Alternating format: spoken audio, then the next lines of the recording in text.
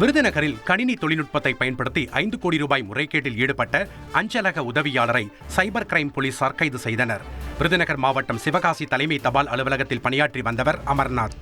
இவர் அருப்புக்கோட்டை தபால் அலுவலகத்தில் ஐயர் பணியாக பணிபுரிந்து வந்தபோது அஞ்சலக பணம் 5 கோடி ரூபாயை தன்னுடைய வங்கிக் கணக்கிற்கு வரவு வைத்து முறைகேடு செய்துள்ளார்.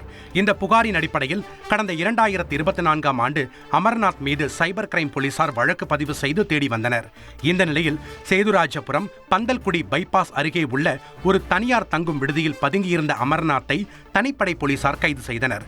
மேலும் அவரிடமிருந்து 4.6 கோடி ரூபாய் பணம் மீட்கப்பட்டுள்ளது. தென்காசி மாவட்டம் கடையநல்லூரில் ஹிந்திக்கு பதிலாக திமுகவினர் ஆங்கிலத்தை அழித்த காட்சி இணையத்தில் வைரலாகி வருகிறது. கடையநல்லூர் ரயில் நிலையத்தில் நடைபெற்ற ஹிந்தி எதிர்ப்பு போராட்டத்தின் போது ரயில் நிலைய பெயர் பலகையில் இருந்த ஆங்கில எழுத்தை முன்னாள் மாவட்ட செயலாளர் செல்லதுரை கருப்பு மையினால் தவறுதலாக அழித்தார். அப்போது தொண்டர்கள் ஹிந்தி எழுத்தை அழிக்க வேண்டும் என அறிவுறுத்தியதை தொடர்ந்து அவர் ஹிந்தி எழுத்துக்களை அழித்தார்.